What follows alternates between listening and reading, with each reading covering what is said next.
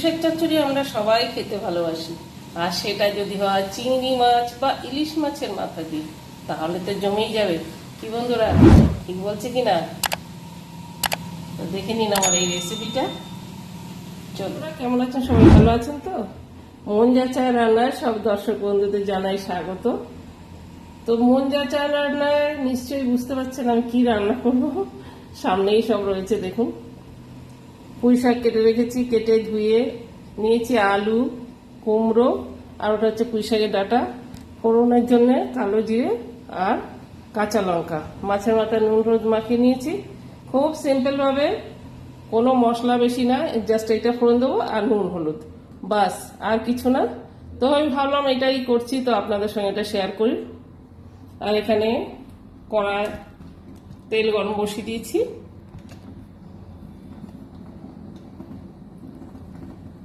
তো সঙ্গে থাকুন, মাছটা ভেজে নিই।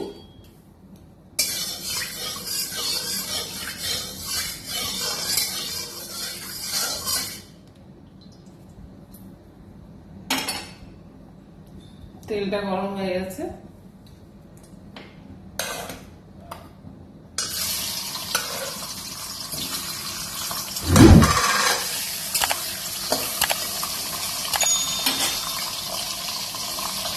মাছের মোড়োটা ভাজা হোক। বন্ধুরা, আমি তো ইলিশ মাছের মাথা দিয়ে পুঁইশাক খেতে খুব ভালোবাসি। আপনারা কে কে ভালোবাসেন কমেন্ট করে জানাবেন। আর আমি হালকার করে রান্নাটাই খেতে ভালোবাসি, যেহেতু ইলিশ মাছের মাথাটা আছে আর কিছু মশলা লাগে না। তো আপনাদের কার কার ভালো লাগে ইলিশ মাছের মাথা দিয়ে পুঁইশাক, কমেন্ট করবেন।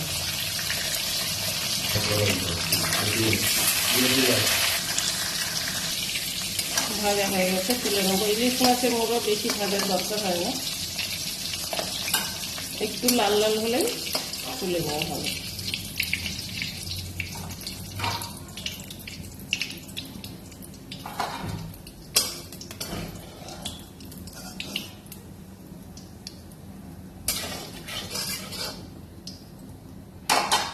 তেলের মধ্যে দিয়ে দিলাম কালো জিরে আর কাঁচা লঙ্কা।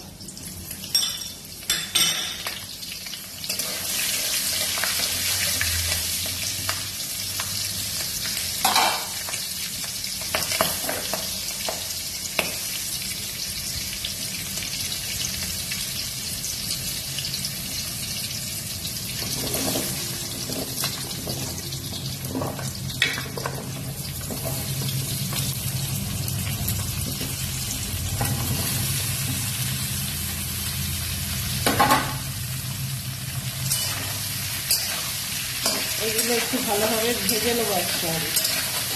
বেশি ভাজলে শাক চচ্চড়ি বা ঘন্ট বেশি ভাজলে ভালো লাগে না, কেন দাঁড়া দাঁড়া হয়ে যায়, একটা কাঠি কাঠি হয়ে যায়। এই জন্য সামান্য ভেজে তারপরে আমি শাকটা দেবো। একটু চাপা দিয়ে দেবো, চাপা দিয়ে ভাজলে ভালো হয়।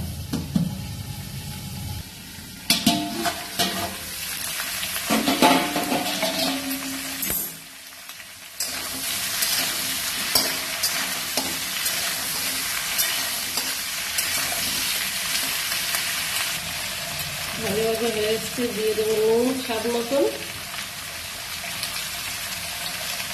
হলুদ,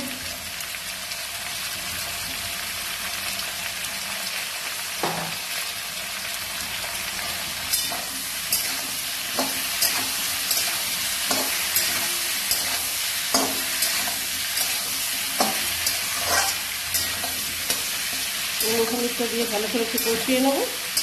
নিয়ে তারপর শাকগুলো দিয়ে চাপা দিয়ে দেবো, জল দেবো না একটু। দেখুন, আলু আদা সিদ্ধ হয়ে গেছে, কুমড়ো প্রায় সিদ্ধ হয়ে এসছে। এবার আমি শাকগুলো দিয়ে দেবো।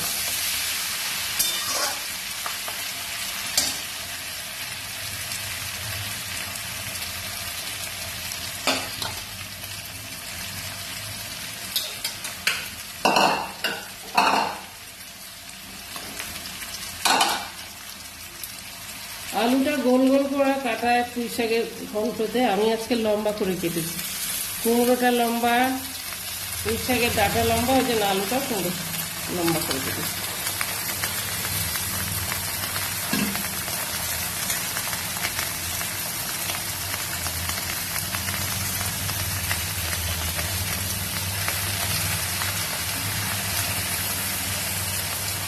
শাকটা দিয়ে সিমে করে চাপা দিয়ে দেবো।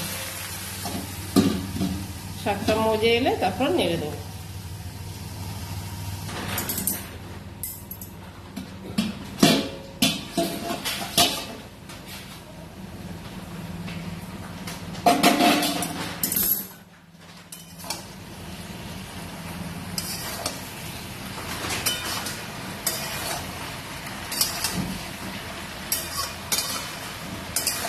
আমরা তো অনেক সময় অনেক রকম কষিয়ে রসিয়ে পুঁই শাক খাই, তো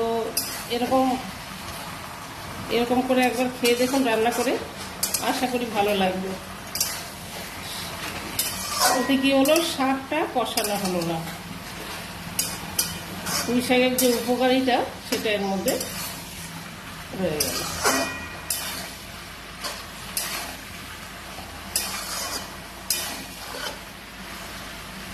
পুরো শাকটা গলে গেছে।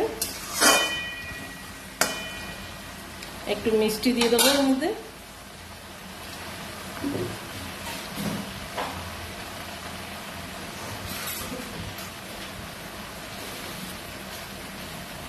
এক চামচ চিনি দিয়ে দিলাম।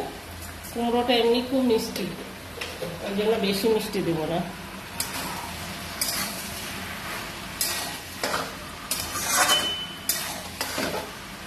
জল ছাড়া, একদম জল দিইনি কিন্তু, দেখেছেন মনে হয় শাকগুলো সুন্দর গলে গেছে, ভালো কচি শাক।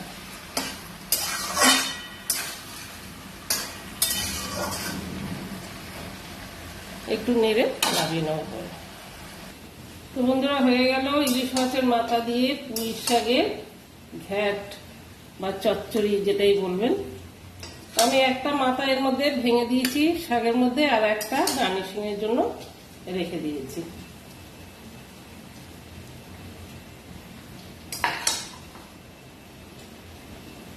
দেখুন,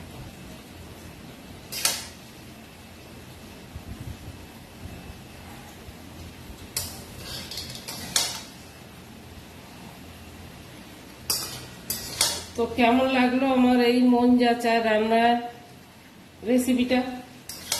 মন যা চায় রান্না ইলিশ মাছের মাথা দিয়ে পুঁই শাক চচ্চড়ি ঘন্ট।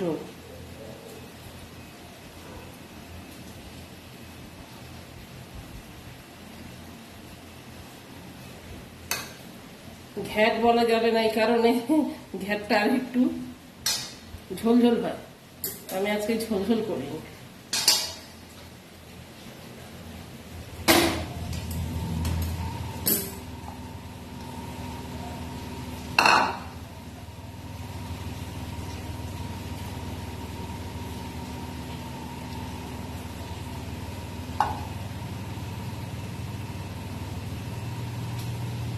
কেমন লাগছে বলো? তো করে দিলাম স্যার। তো বন্ধুরা, কেমন লাগলো এই রেসিপিটা কমেন্ট করে জানাবেন।